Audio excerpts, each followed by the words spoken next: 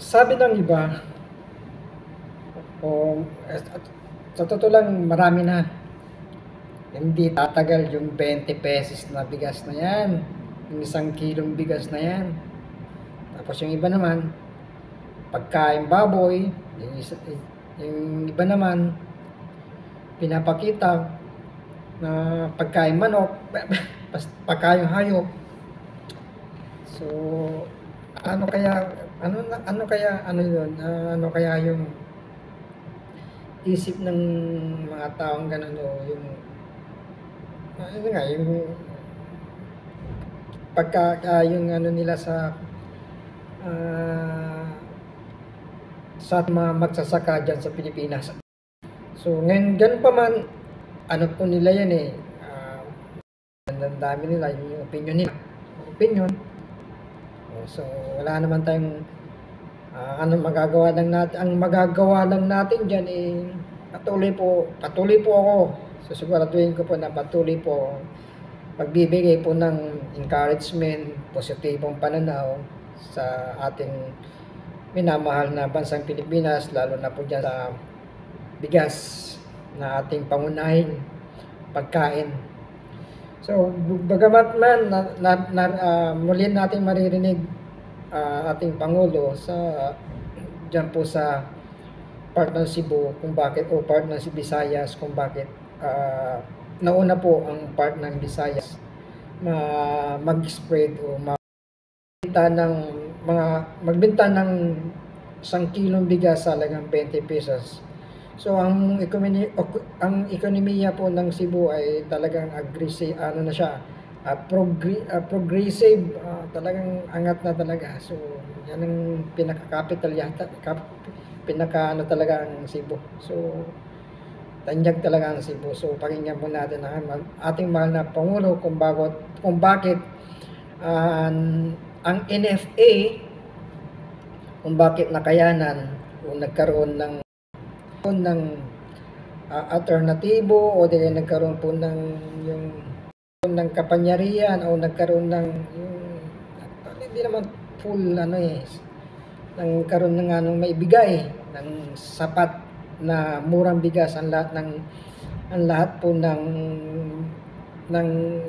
masako po ng pagbibenta po ng 20 pesos ng bigas sa ating bansang Pilipinas. So ito po maririnig po natin ang bago na sabi, si Pangulong natin nagsabi nito na mayroon po na bago sa NFA, sa Department of Agriculture, lalo na po sa NFA, na pinapatibay ay may sa batas o mabatas ang pag-angat o pag-ano ng ekonomiya ng ating bansa, lalo na po sa pagbigas, na manatili o di kayo yung may kapangyarihan na ang gobyerno na makapagbenta ng bigas na 20 pesos. So, saan po natin, pag sinabi ng ating Pangulo yan, mangyayari yan. Nangyari na nga eh. Marami nangyari. Tignan nyo po pakinggan nyo po ang part ng Cebu kung gaano kaunlad. Pakinggan po natin. Tumulong sa tampay at pagandahin ang buhay ng bawat Pilipino at pagandahin ang Pilipinas. Kamakailan lang po ay meron po tayong pagdiriwang. Nag-celebrate po tayo ng Labor Day, araw ng paggawa. Siyempre, pagtingin na po natin doon, nakita po natin ay mababa na ang unemployment rate, dumami na ang job, ang trabaho. At patuloy po natin ginagawa ito. Nagkakaroon po tayo ng job fair. Siguro labis na sa 100,000 ang nakakuha na ng trabaho doon sa mga job fair natin. Patuloy po kami ginagawa. Dito po may pito na Kadiwa Center. At yung Kadiwa Center, yan na ngayon ang magiging kitna center ng yung binanggit ng ating buting gobernadora ay ang 20 pesos per kilo na bigas. Yan po ay nakamit na natin. Hindi po naabot kaagad dahil ito po ay kailangan ayusin po natin ang ating pagtulong sa ating mga magsasaka. Kailangan bigyan natin sila ng mga minarya. Kailangan magtayo tayo ng mga processing center. Yan, kaya sinimulan po namin ito pag-upo. Dahan-dahan, dumadami na. Kaya't kaya na namin gawin ito. Pinalitan pa natin ang batas ng NFA, halimbawa. At marami pa po tayong gagawin. Ngunit, ngayon, paitibay na ang agricultural sector natin.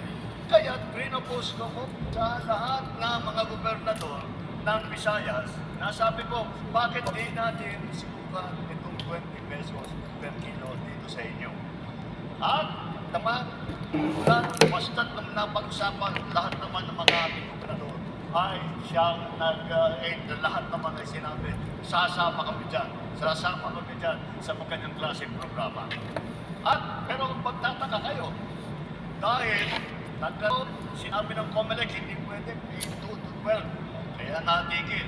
Pero aling probinsya ang nakapaglunsad na ng 20 pesos per kilo ng May 1? Cebu lang. Bakit? Dahil Cebu, ready na. Matagal nang may sistema, matagal nang may ID. Ang katotohanan, hindi pinabanggit ni Gompo nito. Pero ang magsasabi ako, magtatampo na naman sa akin dahil hindi ko dapat sabihin. Ang katotohanan, nung nakita namin, ang Cebu, may sistema na para pag-distribute, pati yung kanilang mga apps na ginagamit, kinaya po namin, hindi namin kay Gompuer, nagpagandang loob naman si Gompuer na binigay sa amin. Siyempre, iba yung probinsya, iba yung national, pero konting babago lang. At yun na ang gagamitin natin na app para pag-distribute ng 20 pesos per kilo na bigas.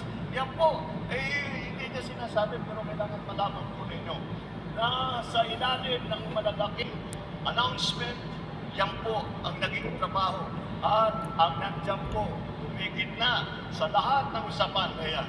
Ang nagiging leader sa lahat ng usapan na yan ay ang inyong Governor Maui Cuen.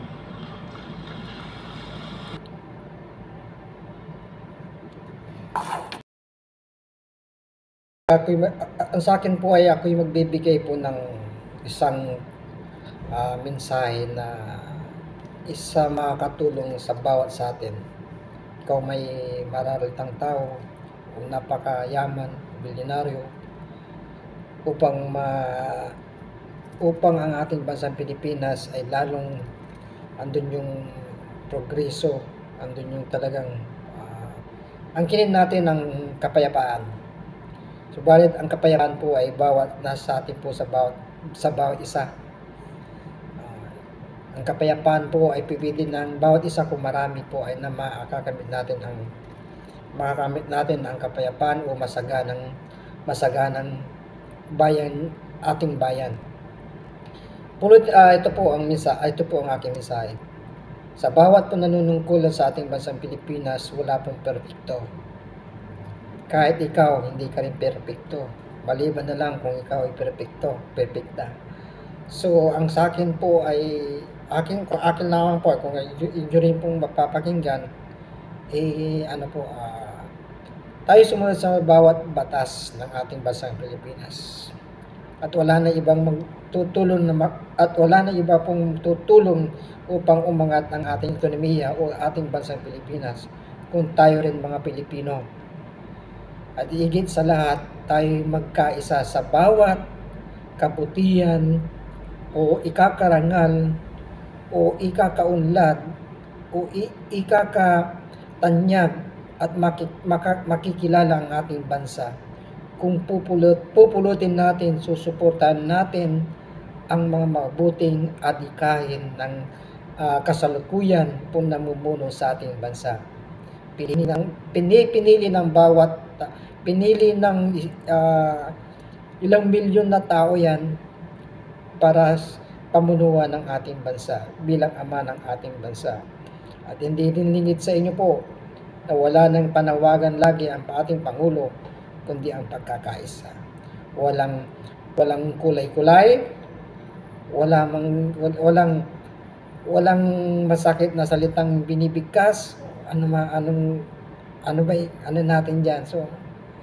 So bawat po sa lahat po ng ano diyan, yun lang po ang aking masasabi po, panawagan na may malaya tayong opinion, may malaya tayong, kasi meron tayong freedom of speech nga po. Meron tayong freedom na ganito.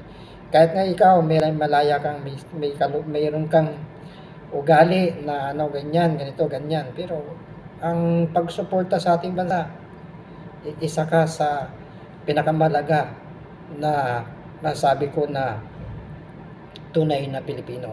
So, wag natin angkinin yung kataga ni Osigat o si Rizal, ang hindi raw magmahal sa sariling wika ay higit pa sa mabahong isda.